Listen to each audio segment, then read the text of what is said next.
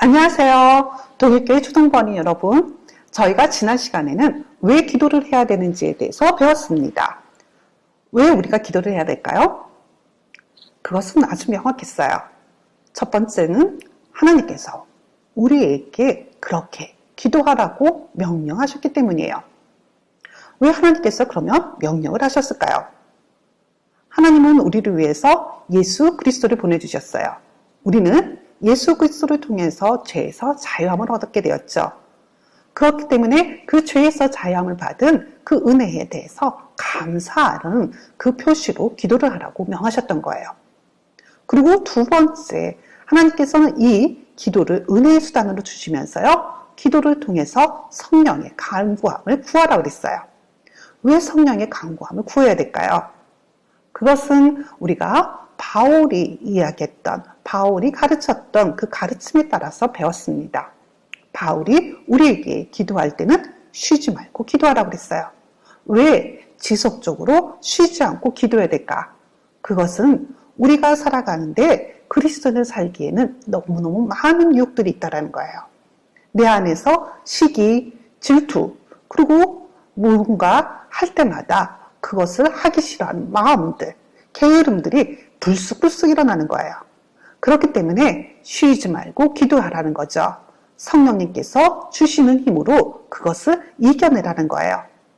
그래서 우리는 하나님께서 예수 그리스도를 보내주신 그 은혜에 감사한 마음으로 기도하고, 그리고 우리가 그 성령님께서 주시는 힘으로 참된 그리스도인으로 살 수 있도록 지속적으로 기도하라고, 그렇게 기도하게끔 하기 위해서 바로 이 기도를 해야 되는 거죠. 하나님께서는 이렇게 우리가 기도하는 이유를 알려주셨고요. 그리고 또 다시 우리가 어떻게 기도해야 되는지, 기도하는 우리의 자세에 대해서 알려주셨어요. 오늘은 마태복음 6장 5절서부터 8절까지의 말씀을 통해서 배워볼 거예요.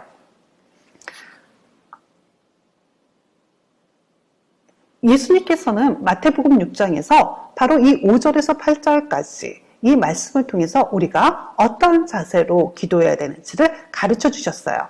바로 그리고 난 다음에 우리에게 바로 이와 같이 기도하라 라고 하면서 바로 주기도문을 가르쳐 주셨죠. 주기도문으로 기도의 내용을 가르쳐 주시기 전에 우리가 어떠한 자세로 기도해야 되는지 그 기도의 자세를 5절서부터 8절까지의 말씀을 통해서 한 구절 한 구절 그 의미를 생각해 보는 시간을 가져보도록 해요. 자, 5절에서 이렇게 말씀하고 계세요. 또 너희는 기도할 때에 외식하는 자와 같이 하지 말라. 그들은 사람에게 보이려고 회당과 큰 거리 어귀에 서서 기도하기를 좋아하느니라. 내가 진실로 너희에게 이르노니 그들은 자기 상은 이미 받았느니라. 여기서 외식하는 자, 외식하는 자는 과연 어떤 사람일까요? 그리고 외식하는 자는 누구일까요?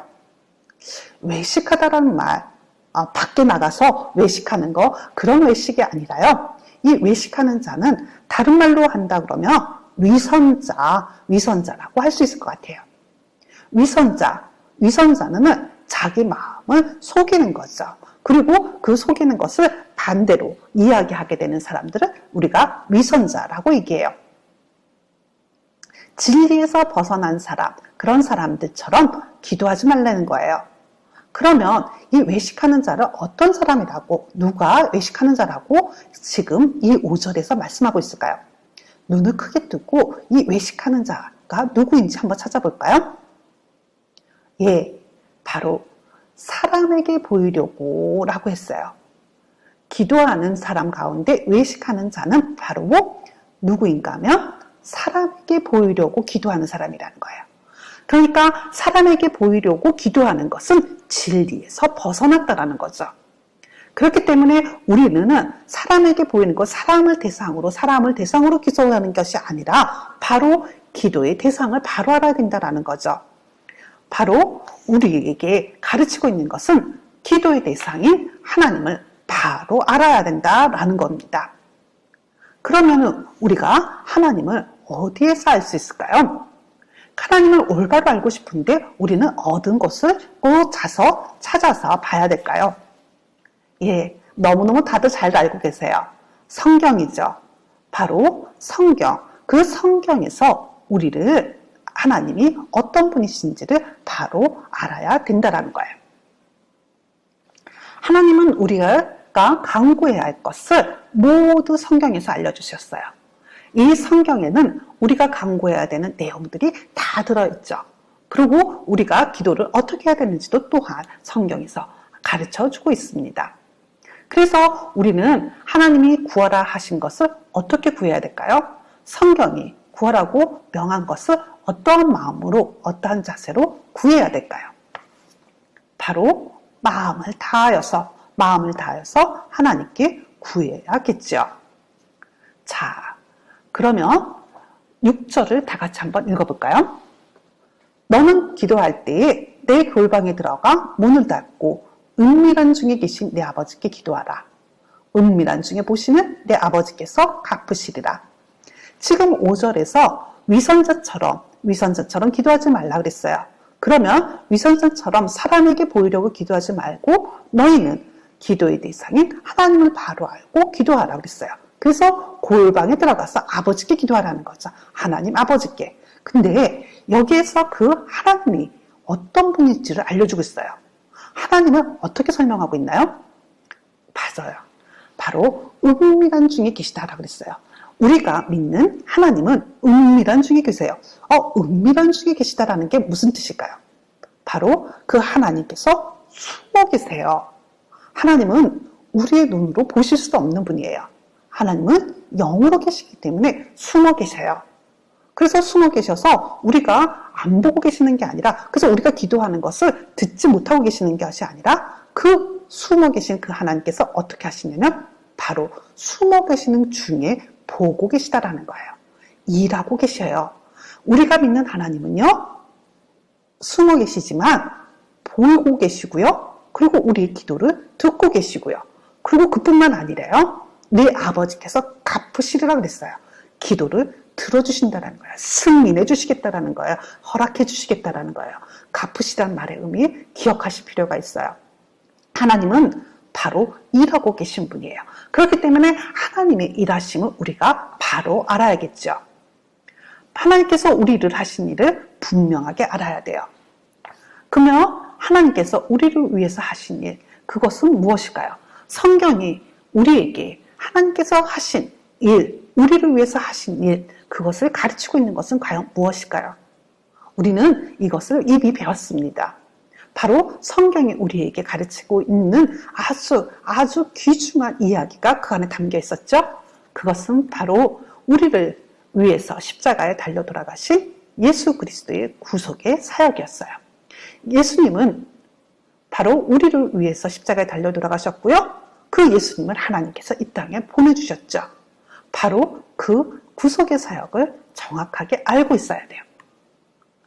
이 하나님이 우리에게 예수님을 보내주신 이유는 무엇일까요?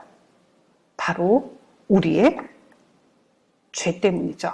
우리는 예수님이 필요해요. 예수님이 필요한 이유는 바로 하나님과 우리 사이가 죄로 인해서 단절이 됐는데 그 사이를 연결해 줄 수 있는 바로 중보자가 필요한 거죠. 우리는 바로 누구인가 하면 바로 내가 죄를 지은 죄인이라고 하게 되는 것을 명확하게 알아야 돼요. 기도할 때는 기도하는 하나님의 대상이신 하나님을 명확하게 알아야 될 뿐만 아니라 바로 내가 어떠한 사람인지를 정확하게 알아야 되는 거죠. 나는 시기, 질투, 미움 이런 것이 내 안에 가득한 죄인이라는 것을 고백하는 마음으로 기도의 자리에 나가야 돼요. 그래서 이 예수 그리스도를 나를 죄에서 꺼내주시기 위해서 중보자를 보내주셨다는 거, 그것을 바로 알고 기도해야 되는 거죠. 그러면 하나님께서 자신의 아들인 예수 그리스도를 이 땅에 보내주셨어요. 그 중보자를 보내주셨는데 그 하나님께 우리는 어떠한 자세로 나아가서 기도해야 될까요? 바로 그 앞에 나는 죄인이라고 하게 되는 그 마음을 가지고 겸손한 마음으로 나아가 기도해야 되겠죠. 이렇게 겸손한 마음으로 우리가 나아가서 기도하는 것이 필요하죠. 자, 7절에서 이렇게 얘기해요. 또 기도할 때에 이방인과 같이 중언부언하지 말라. 그들은 말을 많이 하여야 들으실 줄 생각하느니라. 중언부언, 말을 갖다가 이 말했다 저 말했다, 자기가 무엇을 말하고 있는지 정확하게 명확하게 알지 못하고서 이 말했다 저 말했다 하는 거. 그래서 했던 말 또 하고 했던 말 또 하고 중언부언이라고 얘기해요.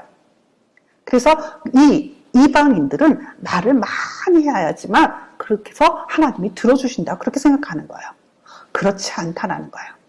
내가 기도하는 대상을 바로 알고 있고, 그리고 내가 무엇을 간구해야 되는지 왔다 갔다 하지 말고 짧게라도 그것을 명확하게 알고 기도하라는 거죠. 그리고 8절에서 이렇게 말씀하세요. 그러므로 그들을 본받지 말라. 구하기 전에 너에게 있어야 할 것을 하나님 너희 아버지께서 아시느니라. 이렇게 말씀하고 있어요. 하나님 너희 아버지께서 우리가 간구하기도 전에 우리가 무엇을 필요로 하는지 알고 계시다라는 거예요. 그래서 그 필요한 것을 다 채워주신다는 거예요. 그래서 기도하면 하지 않아도 하나님께서 다 채워줄 거라고 그렇게 생각하시나요? 전혀 그렇지 않아요. 하나님께서는 우리의 간구를 통해서 바로 그 일을 행하시는 분이시라는 거 잊지 마세요. 그렇지만 우리가 왔다 갔다 하지 않더라도 우리의 필요를 다 알고 계시니까 그것을 잘 알고 길지 않더라도 짧게라도 내가 하나님께 무엇을 구할 것인지 무엇을 구해야만 하는지를 바로 알고 구해야 된다라고 가르치고 있는 거죠.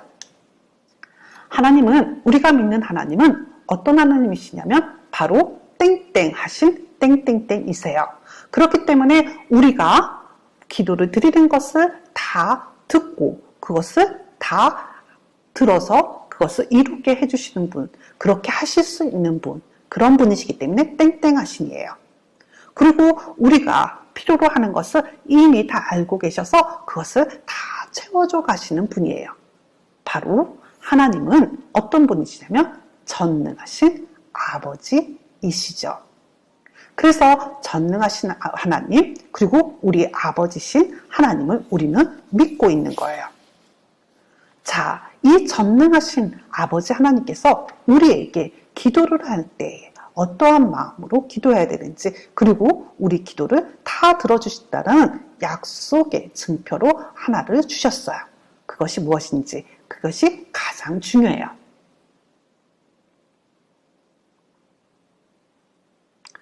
우리가 기도할 때 어떻게 끝을 맺나요?